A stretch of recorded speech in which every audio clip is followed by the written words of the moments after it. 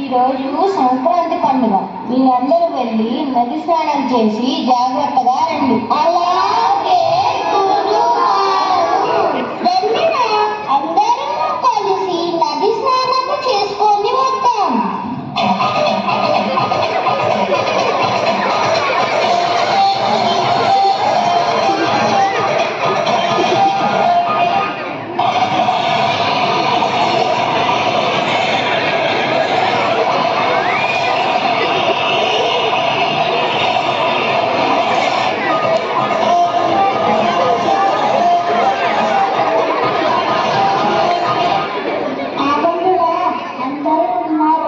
లేకపోతే నది ఎవరినైనా మింగేసిందో ఒకసారి లెక్క పెట్టి చూద్దాం. నంది, నువ్వు లెక్క పెట్టు. అలాగే 1 2 3 4 5 6 7 8 9 10 11. అరే 11! అయ్యో, ఒకరిని వాకు మింగేసినట్టుంది. మనలో ఒకరు లేరు, 11 మంది ఉన్నాము. అయ్యో, పదండిరా గురుగారి దగ్గరికి వెళ్ళి విషయాన్ని చెప్పుతాం.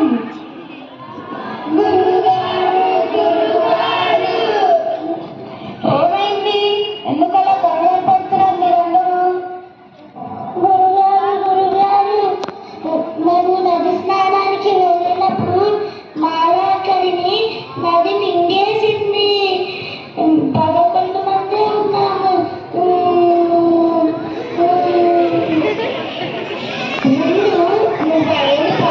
మళ్ళీ ఒకసారి లెక్క పెట్టు. అలాగే గురుగారు.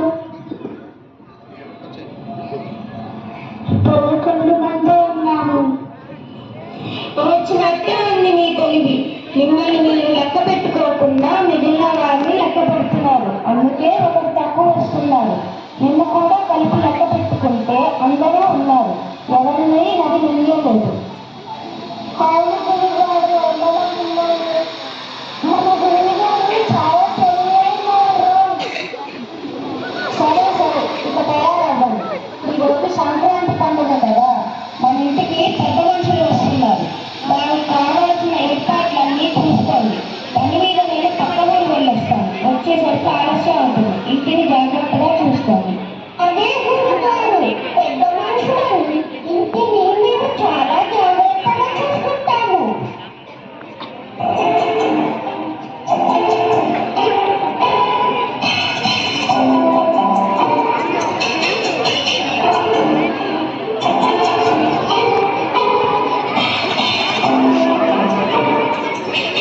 ఓయ్ నంది, పెద్ద మనుషులంటే ఎలా ఉంటారో తెలుసారా నీకు?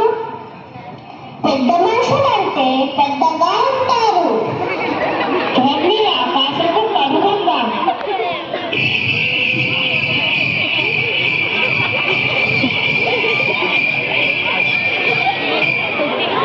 ఓయ్, ఏదో చప్పుడు వస్తుందిరా. పెద్ద మనుషులు వస్తున్నట్టున్నారు.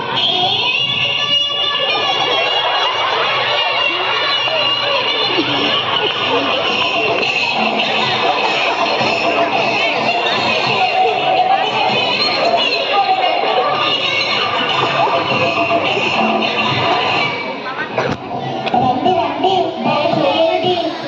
ఇలాంటి పెద్ద మనుషుల్ని మనం ఎప్పుడు చూడలేదు కదా. అవును, రండి, ఇంట్లోకి దయచేయండి. పెద్ద ఎవరిది? అతన్ని మా అమ్మవారిది. ఈ పెట్టె తాళాలేవి?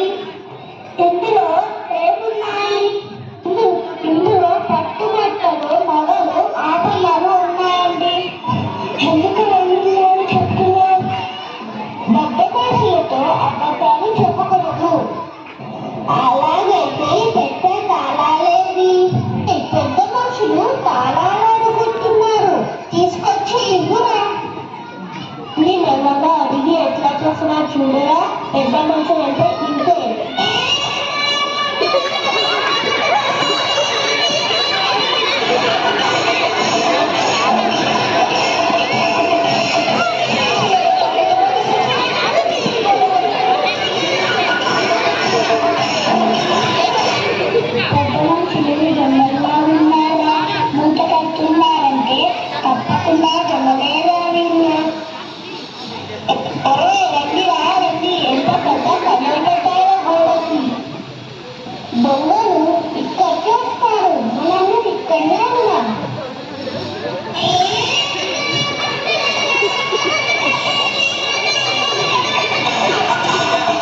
ఇదే నా పెద్ద మనుషుల పద్ధతి.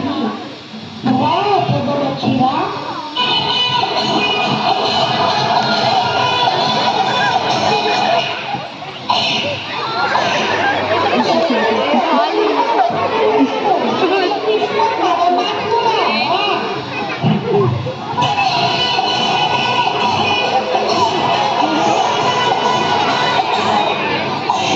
వాళ్ళని గట్టిగా కట్టరా.